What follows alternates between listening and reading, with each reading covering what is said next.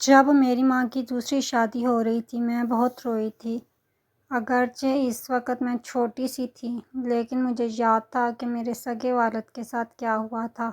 ہوا یوں کہ ایک روز وہ اپنی زمینوں پر گئے تو کسی دشمن نے ان کو گولی مار دی اور وہ موقع پر ختم ہو گئے۔ میری ماں کا راج کٹ گیا اور میں یتیم ہو گئی۔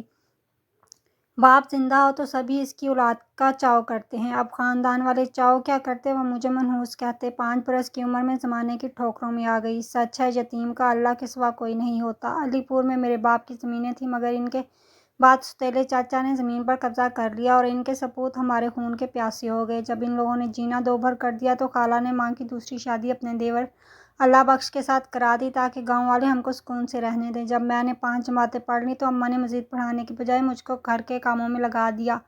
بدقسمتی سے جس شخص کے ساتھ ماں کی دوسری شادی ہوئی تھی وہ مستقل مزاج نہ تھا، کبھی کماتا اور کبھی دنوں بیکار گھر میں بیٹھ رہتا۔ اس طرح گزارا مشکل ہو گیا اور گھر کا سکون بھی مالی پریشانی کے باعث جاتا رہا۔ روز کے فاقوں سے تنگ آ کر ماں مجھے لے کر ماموں کے پاس ان کے گاؤں چلی گئیں۔ ان دنوں ان کی دوسری بیٹی جس کا نام تو صاحب بی بی تھا، ماں پیار سے صاحبہ بلاتی تھی، اسے بخشو ابا کے پاس ہی چھوڑ دیا کیونکہ یہ میرے سوتیلے ابا کی بیٹی تھی۔ ماموں کے گھر ہم کو کسی نے بے سکون نہیں کیا۔ 2 وقت کی روٹی بھی مل جاتی تھی لیکن صبا بہت یاد آتی تھی۔ بخشو ابا کے گھر میں ہی اس کو سنبھالتی تھی۔ صبا نے ابا کو بہت تنگ کیا اور رو رو کر بیمار پڑ گئی۔ تبھی ابا نے ہم کو ڈھونڈنے میں کوئی کسر نہ چھوڑی، بالآخر ہمارا سراغ پا لیا۔ ابا نے میری امی سے بہت معافیاں مانگی اور وعدہ کیا کہ اب وہ ضرور کوئی نہ کوئی کام کریں گے اور گھر میں بیکار نہیں بیٹھیں گے۔ ابا بخشو کوئی کام نہ جانتے تھے، پڑھے لکھے بھی نہ تھے، مجبوراً انہوں نے ٹانگا چلانا شروع کر دیا اور میں ایک ٹانگے والے کی بیٹی کہلانے لگی۔ حالانکہ میرے حقیقی والد زمیندار تھے اور میری ماں نے ان کے گھر زمینداری کا عیش دیکھا تھا، لیکن اب تو ہمارے برے دن آ چکے تھے۔ ایک دن صاحبہ بہت رو رہی تھی۔ اماں نے مجھے کہا زارا تم اسے چپ کرا دو۔ میں نے بہلایا ٹہلایا جھلایا مگر وہ کسی طرح چپ نہ ہوئی۔ میں بھی بچی تھی، اسے چارپائی پر پٹک دیا۔ ان دنوں میری عمر 11 برس تھی۔ آج کل اتنی عمر کی لڑکیاں باشعور ہوتی ہیں لیکن ہمارے زمانے میں بچے سادہ اور معصوم ہوتے تھے۔ مجھے بھی اتنی سمجھ نہ تھی۔ ماں نے برا بھلا کہا اور دوبارہ حکم دیا کہ منی کو اٹھاؤ اور چپ کراؤ، لیکن میں نے ان کے حکم کی تعمیل نہ کی۔ اس پر اماں مجھے بد دعائیں دینے لگیں اور گھر سے باہر دھکا دے کر دروازہ بند کر دیا۔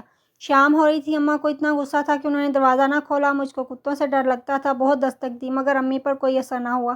میں نے یقین کر لیا اب ساری رات باہر ہی گزارنی ہے۔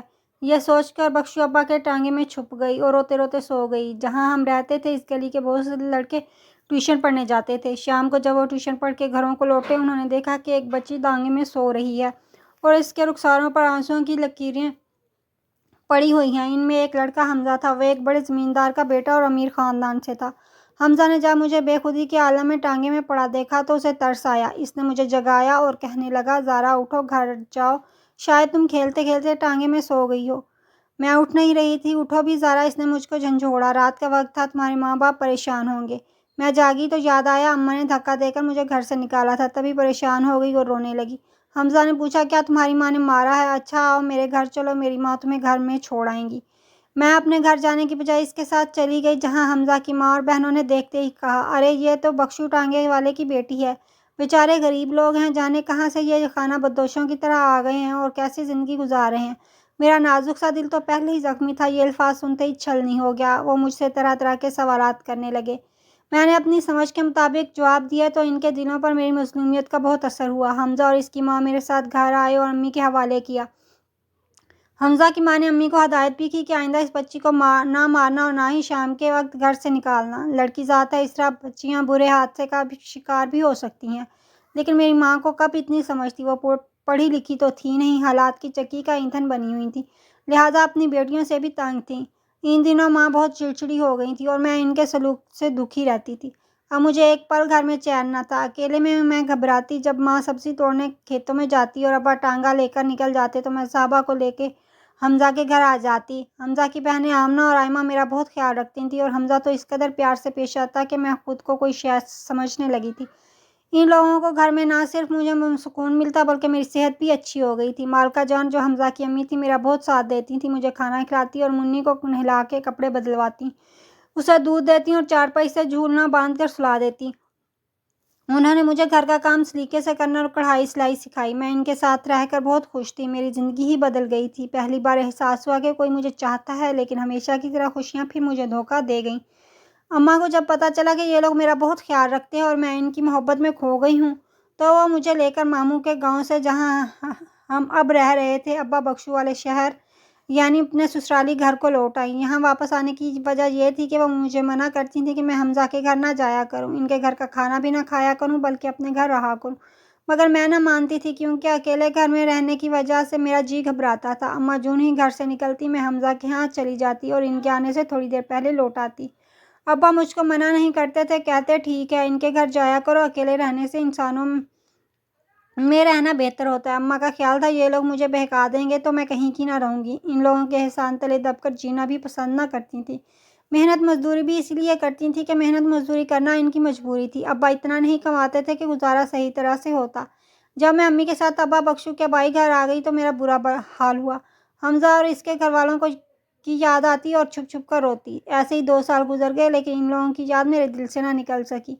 माँ मेरे हाल से गाफिल ना थी, ताहम उन्होंने मेरी उदासी का कोई ख़ास नोटिस ना लिया। इनको अपने कामकाज और मेरी परवरिश की फ़िक्र थी। मेरा भी ऐसा हाल ना था।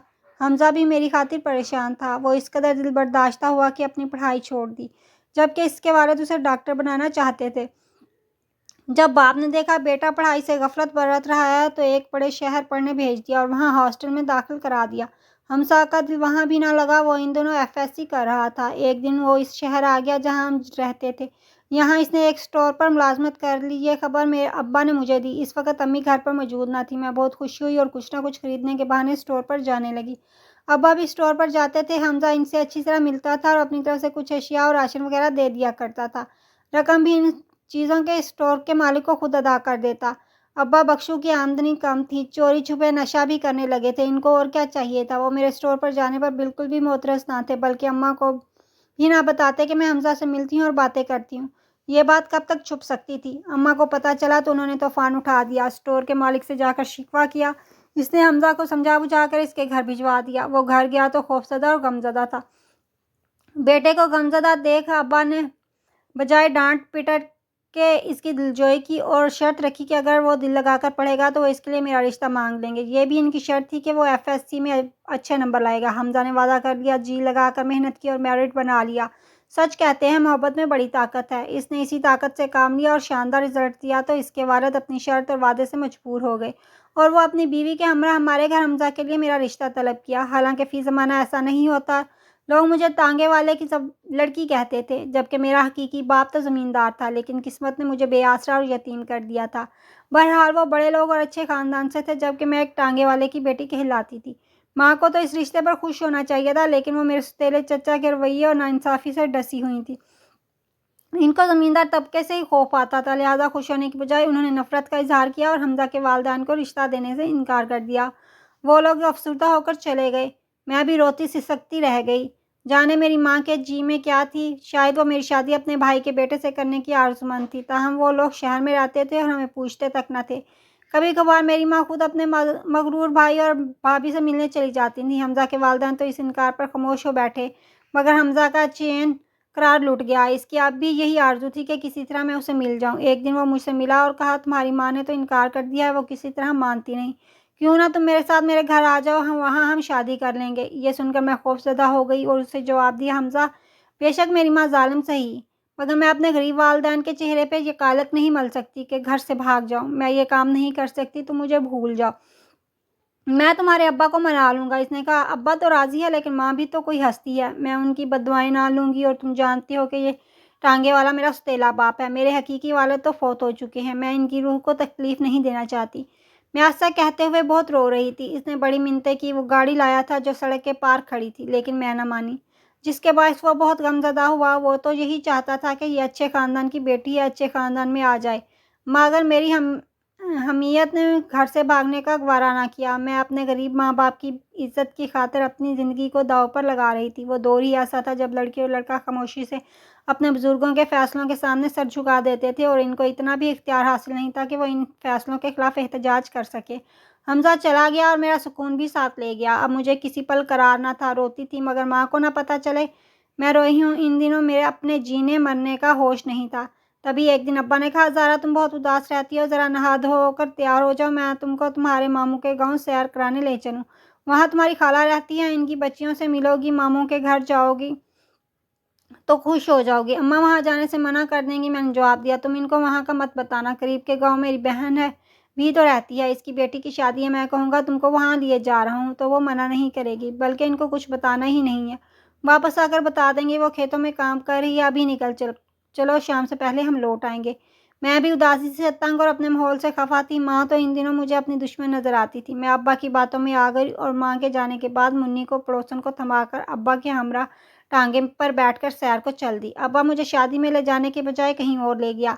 ये एक गांव था, बड़ा सा पुख्ता मकान था, इर्द गिर्द आबादी थी, किसी खाते पीते शख्स का डेरा था। इसकी बीवी और 3 बेटियां थीं, लेकिन बेटा नहीं था। वो हम लोगों को घर में ले गया। इसकी बीवी ने अपने शोहर को की हदायत पर उन्होंने हमारी मेहमानवाजी की और उम्दा खिलाया। अब्बा ने कहा, तुम थोड़ी देर यहाँ रहो, मैं अभी आता हूँ, फिर तुम्हारे मामू के घर चलेंगे।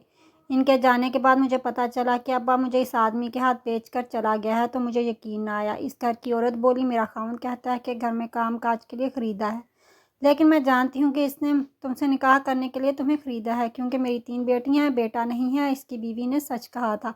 इसने मुझसे ज़बरदस्ती निकाह किया। मैं भी अब माँ के पास जाना नहीं चाहती थी, क्योंकि इसकी ज़िद की खातिर मुझे ये दिन देखना पड़ा था। जब मुझे पता चला कि अब्बा मुझे बेचकर चला गया है, तो मेरे पैरों तले से ज़मीन निकल गई। मगर अब रोने धोने चीखने चलाने का वक्त गुजर चुका था। जिस शख्स ने निकाहनामे पर मेरे दस्तखत लिए, इसने बताया कि तुम्हारे वालिद पर बहुत कर्जा चढ़ गया था।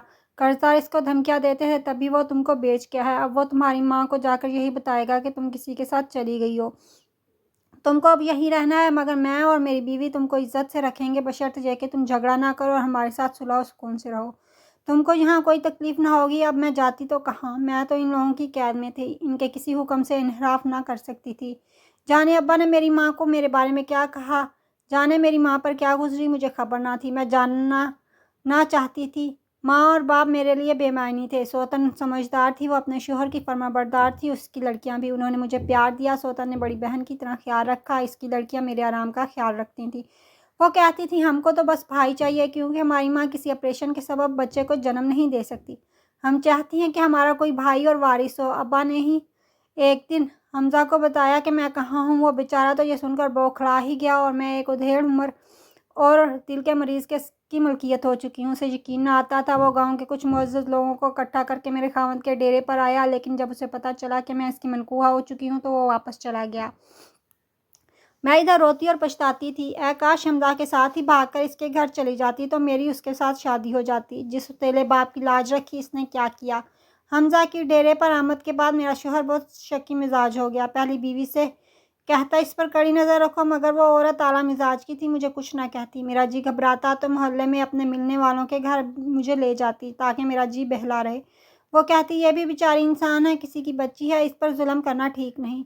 वो शोहर को समझाती कि ये अच्छी लड़की है, नेक दिल है, इस पर कभी शक मत करना। हमारे इस मोहल्ले में हमजा की एक कज़न दिलशाद भी रहती थी। हमजा ने अपनी दास्तानें गम उसे सुनाई। उसने आकर मुझे बताया कि हमजा तुमसे मिलने आया है। वो बहाने से मुझे अपने घर ले गई।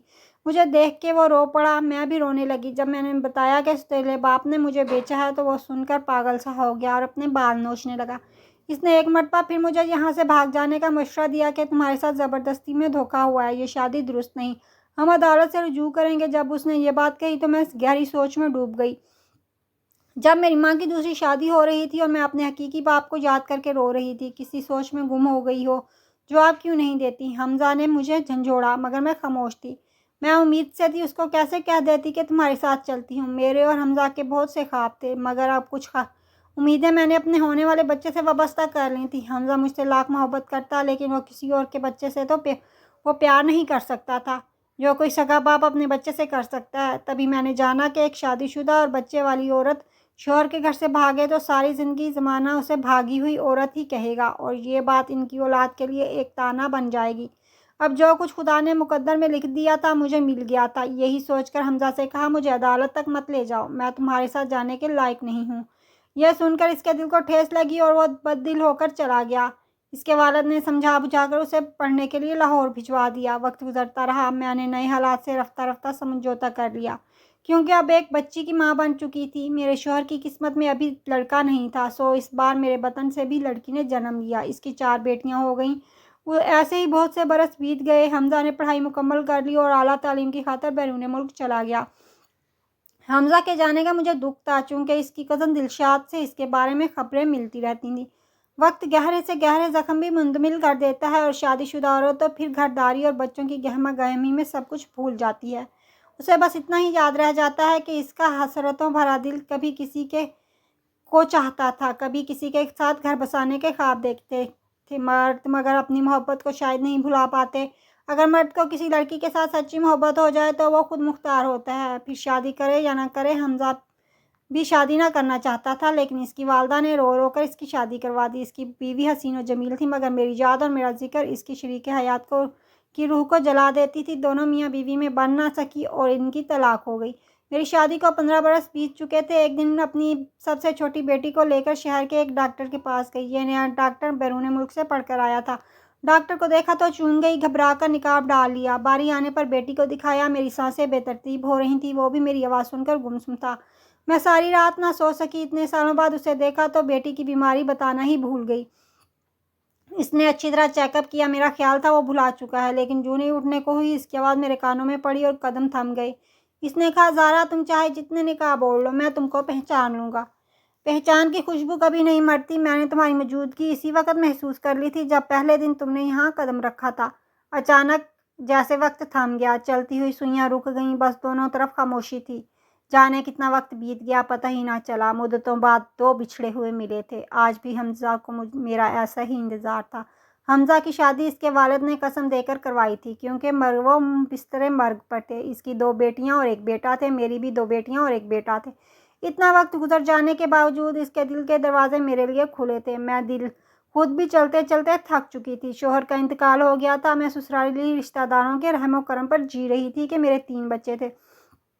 دکھوں کے بوجھ تلے دبی میں گیلی لکڑیوں کی طرح سلگ رہی تھی۔ اپنی بیوکی کو سنبھالے ہوئے بیٹیوں کی فکر سے گھلی جاتی تھی۔ میرے حالات جان کر آج پھر حمزہ نے کہا کہ تم کو میری ضرورت ہے، اور اللہ نے مجھے اتنا دیا ہے کہ اگر تم چاہو تو میں تم کو اور تمہارے بچوں کو اپنا سکتا ہوں۔ میں نے جواب دیا، بچیاں ان کے چاچا اور دادا مجھے نہیں دیں گے۔ میں کیسے اپنی بیٹیوں سے منہ موڑ سکتی ہوں؟